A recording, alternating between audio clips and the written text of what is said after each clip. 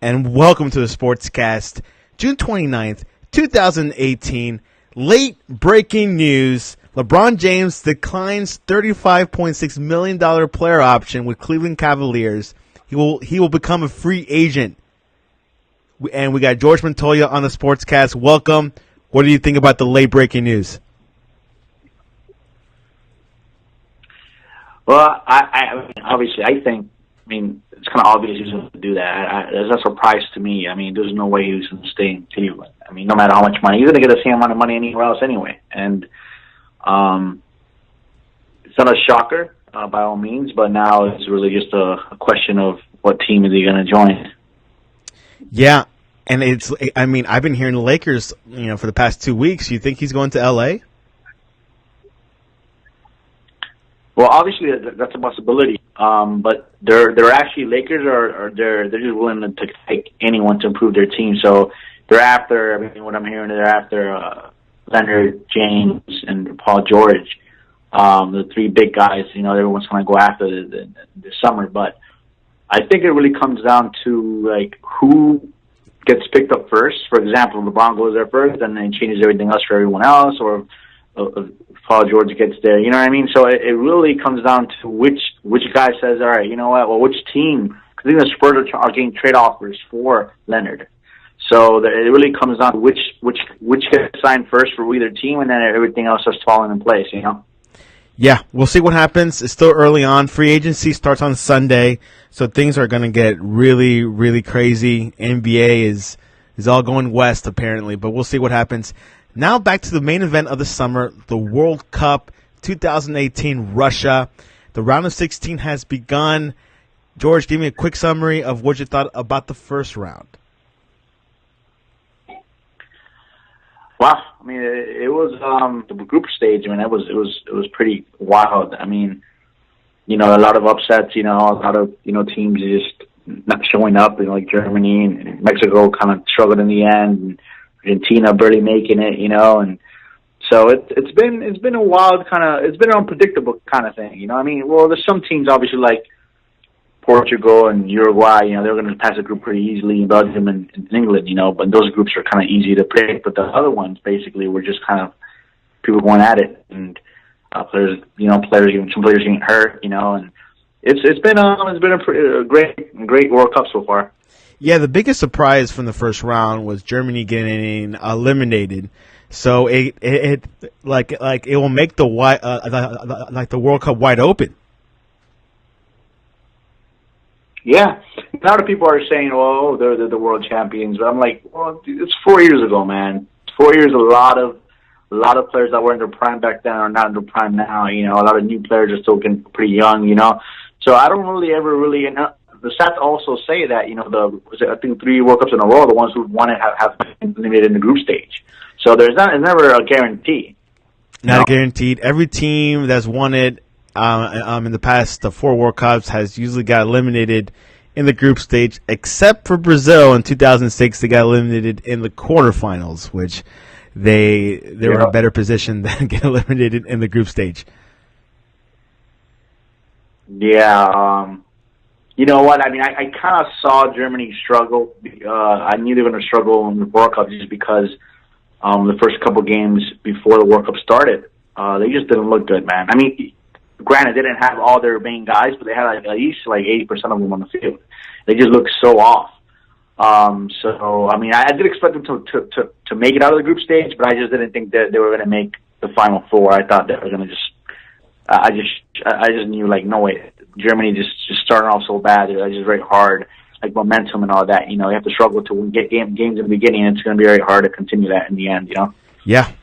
Anyways, let's get started with the round of 16 predictions. I'm going to name the game. We'll talk about it, and we'll see who wins. First match of the round of 16, FIFA World Cup 2018 Russia, Uruguay versus Portugal. Who do you think will win? It's funny because this is the one where it's kind of the odds and stuff. Looking at the odds, there's kind of a toss-up. Right? It's kind of it's going to be they predict it to be like a 1-0 game, and it go either way. Originally, before the World Cup started, I predicted the two teams to actually play each other. I would say Portugal easily. But now, after seeing the group plays and Portugal kind of struggling, Uruguay hasn't allowed a goal yet. So they played against really bad teams. So it's kind of hard to judge them. But I would give the edge slightly to Uruguay, I think. Me too. I think Uruguay has a complete team. Portugal does have Cristiano, but I don't think it's enough for Portugal to get over. But it is a tough game, either way. France, Argentina. Argentina is dysfunctional. I heard in their last game against Nigeria that the players were coaching themselves, and that the manager Sampioli lost the locker room. So it was pretty much. I heard Messi, Mascherano were coaching the team, and they were telling him, hey, sub this guy out, sub in. So, and France is a little bit of a good team, but they haven't notched to first gear. Who do you think will win? Yeah, man. I mean, yeah, France look pretty. Just kind of, I don't know. They just haven't gotten it together. They're not midfield with their forwards haven't really connected. Argentina obviously it's struggled the whole way. They got in really lucky, very very lucky to get in. On paper, I mean, on talent wise, obviously you would pick France. They're loaded, but I mean Argentina. I mean, maybe they have a fire. Maybe they got that fire in them. Like, you know what? It's time now to make a run. So I would still say France, but I wouldn't be surprised if Argentina pulls the upset in a way. Yeah, I really think that I think France is going to win it. I really do think France is going to win that game. Argentina's weak, but they do have Messi. But we'll see what happens. Brazil, Mexico. Now, these two teams have some history. Mexico has beaten Brazil on certain occasions, but not in the World Cup. What are you thinking is going to happen? Well, I think this is an easy win for Brazil, man. Mexico was, I think, was always hyped up against Germany. Come on, Germany they lost to North Korea. I mean, come on. No, South Korea, North Korea, South Korea, man. South Korea. Yeah, sorry, South Korea. And come on, that wasn't a big victory. It was 1-0 anyway. So Mexico got exposed against Sweden, and I think Brazil's going to just easily beat them. Brazil is just explosive offensively. I think Brazil easily wins this game. Yeah, I can see Brazil 2-3-0 for this match. I think Brazil is playing good. They're playing first gear. Costa Rica, they were struggling, but after that game, for the Serbia game, they went first gear, and I think they look good. Paulinho with that goal. So I'm really feeling good about Brazil. If Brazil had to win the World Cup, this would not be a bad time, especially now that Germany's out. Belgium and Japan. Should we even go over this? Yeah, it's kind of even so easily.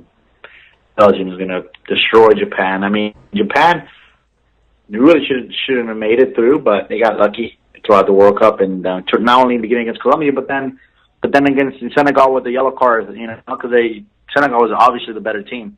But FIFA Japan, fair play. Let's take anything from Japan. Yeah, FIFA fair play. We'll just touch on this a little quick. I mean, what'd you think about that tiebreaker? Obviously, first goes with points, and if that's not, if it's tied up, they go to goal difference. It was tied up. Japan had better FIFA fair play points against Senegal. Do you think that's the best way to do a tiebreaker? I don't think it's a bad way, but so I know this is the first year they've done that, right? So what was the alternative? If there wasn't fair play, what was the other option? Back in the day, it was flip a coin. Oh, that's just crazy. I think it's better to flip play. Flip a coin, come on, man, that's just messed up. I mean, I think now in the future teams are going to be more careful of just playing a lot less aggressive and not making them any stupid fouls, and I think it was fair. I mean, fair play. I think it was fair. It's better. I think I'd rather play for that than just a flip of a coin, for a World Cup. Yeah, I agree. And to be honest, do less tackles, be more friendlier on the field. But and Belgium is one of my top two teams that I saw during the first round. I thought Belgium and Croatia were my top two that I think I really think that looks good. Yeah, right now in the CBS rankings for all the rest of the teams are left, they got Belgium number 1, Brazil number 2, England 3, Uruguay 4, and then Croatia 5.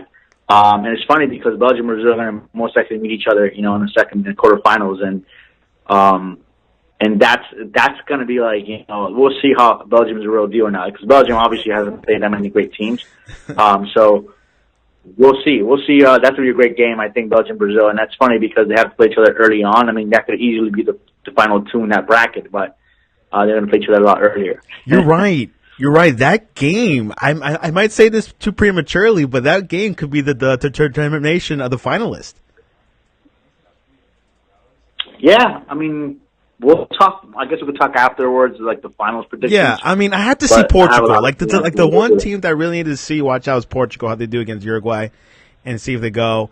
Same for France, but I have to really eye on those two teams.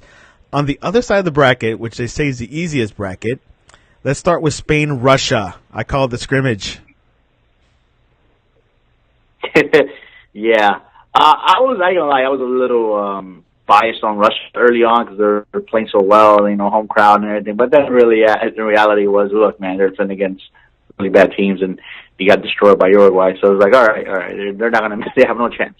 Yeah, I think Uruguay Spain, game was pretty much an indicator of what they're about. Yeah. Granted, they had Golovin was, I think, their best player on the bench, but I don't think he'll make that much of a difference. I think he's a great player, but yeah, I mean, I think Spain does.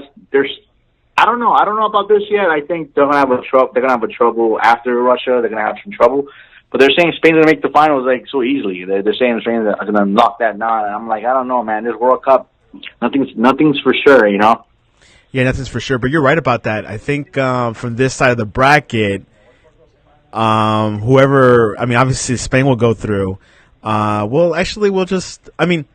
Spain, like the group performance, I wasn't impressed, to be honest. I think the best game was Portugal, but that was a tie 3-3. And against Iran and Morocco, it wasn't too convincing. They do have Diego Costa up top. I think they haven't fully utilized them. The team has potential. They're not in first gear yet. I haven't seen it. Maybe in the first game I saw a little bit of it, but after that I haven't seen them in first gear. So we'll see how Spain goes. The same thing is the same thing as with Portugal. They played their best against Spain, so then they struggled the rest of the way. So that's the thing. Like, maybe they play better against better teams, and I think that's what's going on with, like, even France and stuff like that. Those teams are just like coasting through, and then now they have to really play, and then they won't really see what they're about. And also, they're saying that Spain might actually use two forwards coming up. They're going to have Aspas there with Costa, so they can help them out. So I think that'll be they should try that out against Russia.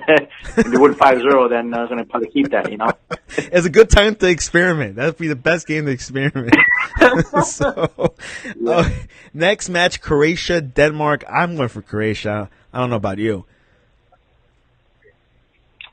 Hey, man, Croatia's been playing well. I think, we could say, granted, they had an easy bracket, and Argentina hasn't playing that well. But I don't know, man. Denmark is one of those teams that kind of reminds me of Sweden. They just kind of stick around, They're just kind of good defense, solid play, and then, they're Eriksson, man, their midfielder player. He's a great player. So I would say Croatia, but I don't think it's that big of a lead. I don't think it's like, it's lockdown Spain against Russia. They're going to, Croatia's going to win easily. I think Denmark still has a chance, but maybe they go to penalties, and maybe that's the only way Denmark can pull off a win. They got lucky, but yeah, Croatia should be able to win that. Sweden, Switzerland. Sweden is the team that knocked out the Dutch in the World Cup qualifiers. They knocked out Italy, and they say that they knocked out Germany. Is Sweden going to beat Switzerland, and they could be a dark horse? I can see them going deep. Yeah, it's actually split. It's kind of similar to like Uruguay and Portugal game. They're all kind of split on who's going to make it. Sweden has a better, I think, defense, and Switzerland has a better offense. So it's going to be one of those things of what's going to break first. Man, it's hard to predict this, man. I really tell you the truth, but I guess if you would go, I would probably go Switzerland. I think they have a little bit more firepower, but I wouldn't be surprised if Sweden pulls the upset. think Sweden's going to pull that off. I think Sweden's got this in the bag.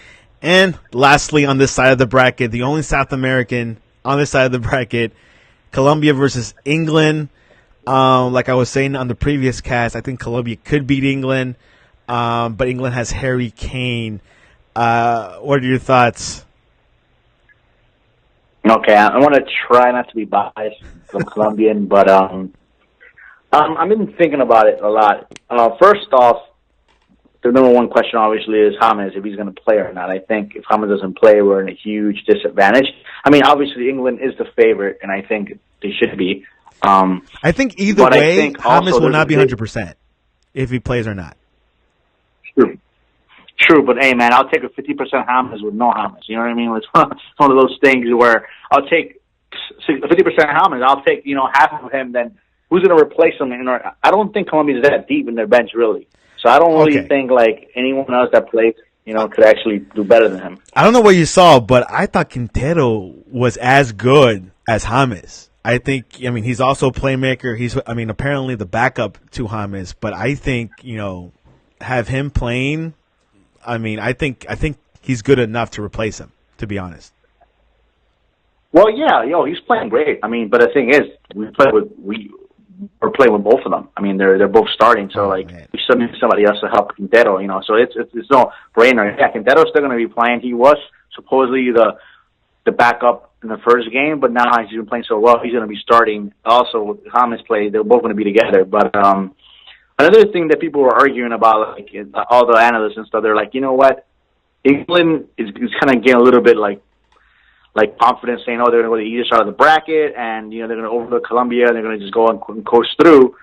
But they're saying that, look, what was easier, Japan or Colombia? Obviously, they're saying that Colombia, even without James, they're better than Japan, and even when they had 10 men, they were better than Japan. So they're like, you should just take in that first game and make sure you win that game, because if England ends up losing against Colombia, they're gonna be going after that decision they made from rushing out of the pledge. Yeah, and to be honest, I think Colombia having Jerry Mina, which he has the most goals in the team already, I think he's a secret weapon. I think if you have a set piece or a corner, you have that guy right near the goal, because his height and everything, height advantage. I think he saved the Colombia. I mean, well, he did save Colombia actually, because he initiated the goal against Poland, and he won the game right against Senegal. But having him, secret weapon. Yeah, that was one of the big question marks, because I never really heard much about Mina. I did see him a little bit in the qualifiers. Wasn't sold on him yet, but he stepped up huge. Him, Mojica have been playing good defense. Obviously, Quintero has been playing well, and Cuadrado is doing what he's always done. I think obviously England had a little edge there, man. They're more rested than Colombia. Colombia had to fight hard in all three matches to make it out of the group. Kind of circumstances kind of dictated that to happen, but I think it's a toss-up. I think it's not a. I don't think England has the edge everyone thinks they do. But it's gonna be exciting, man. I'm going for Colombia, but I don't expect us to dominate. You think Falcao has showed up? Who? Falcao? Yeah. Yeah. I mean, I think he's played. I think he's given us everything he's got.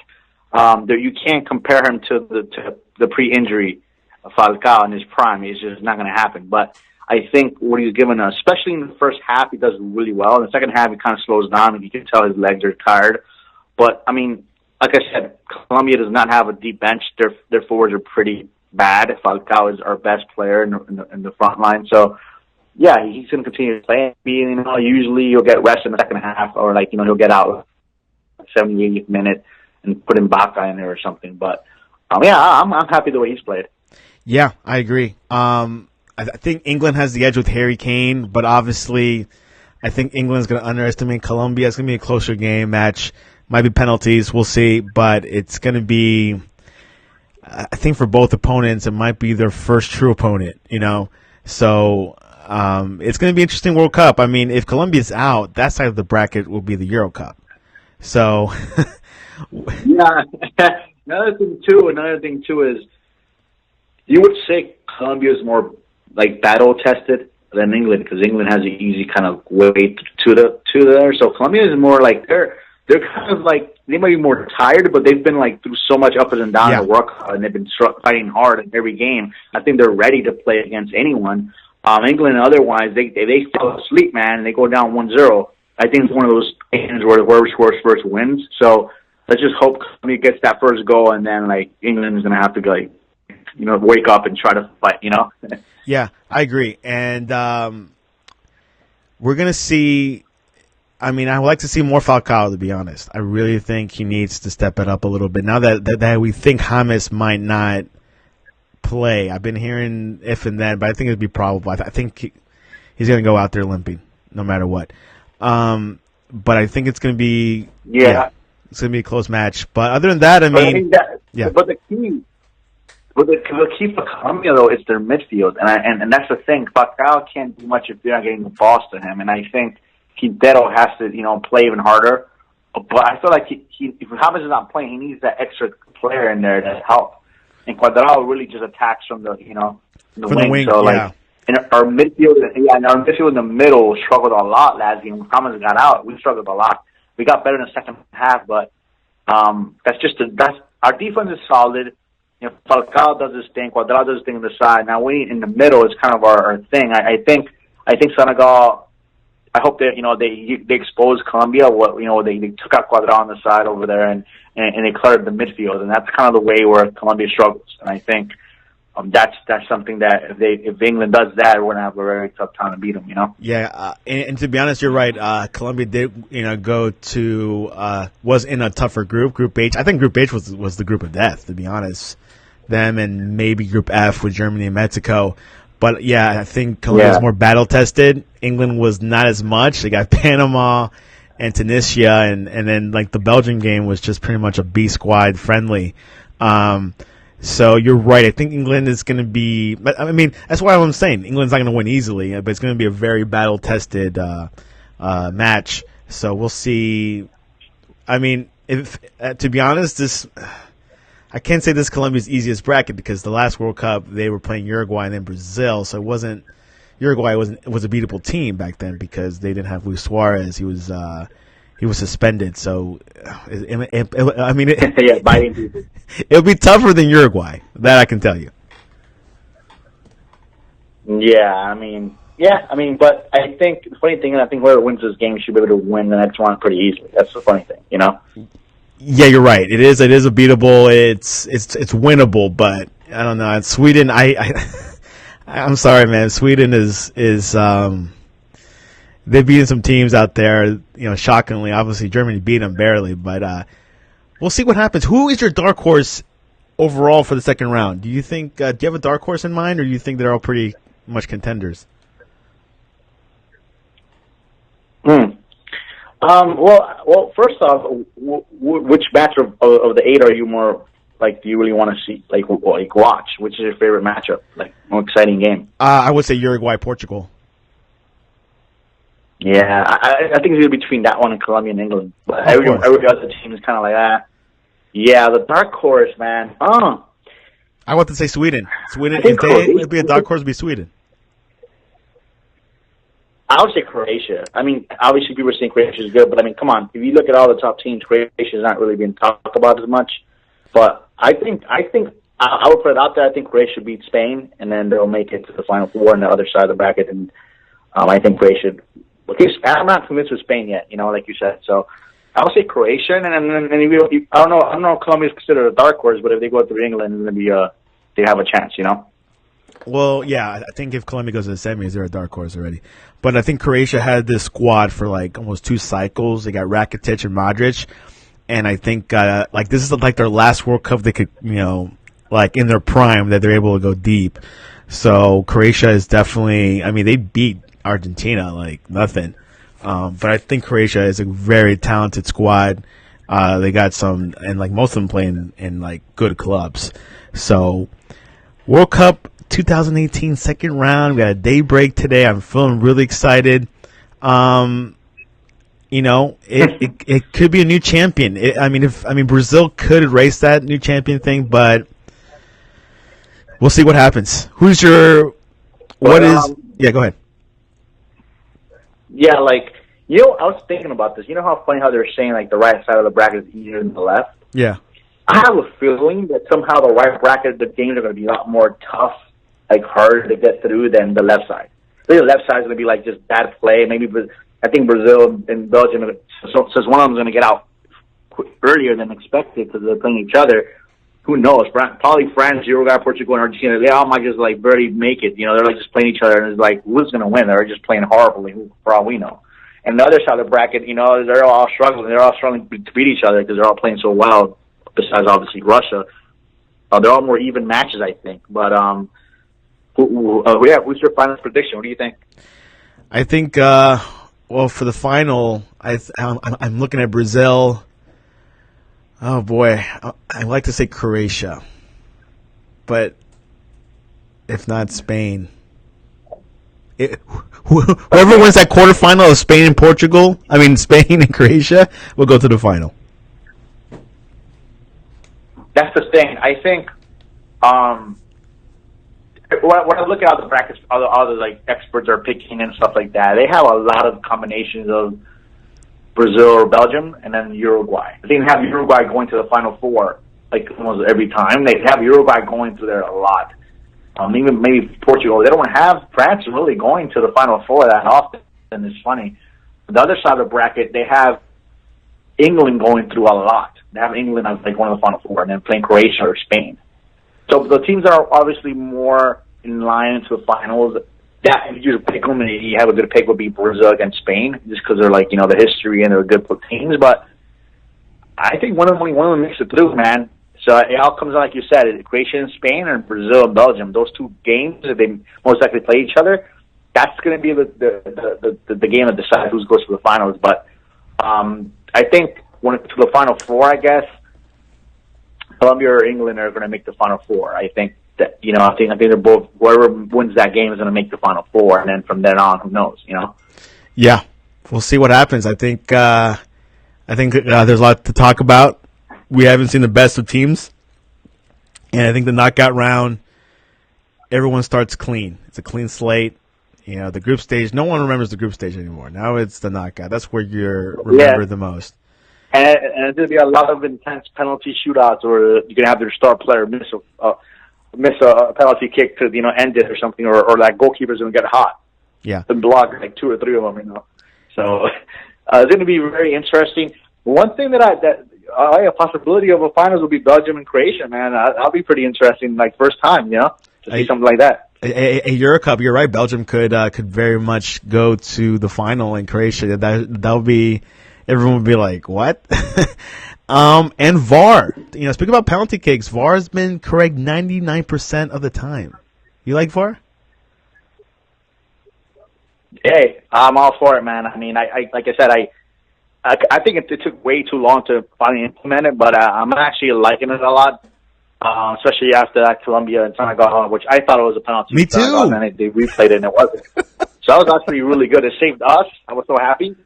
And I think that's I think that for every penalty call, they have to review it, even if it's clear, just in case, because I have seen, I have seen people, the referee automatically call penalty, don't even review it. But I think just to make it fair for both sides, you have to review every penalty call, just because you have the option to do it. Just do it, you know? Yeah. Well, we'll see what happens. George, how can people reach you? That's it. YouTube. YouTube. You could say your email. People have said their emails or phone numbers. No, not phone numbers. Web, come on. Yeah, email is eternal428@gmail.com.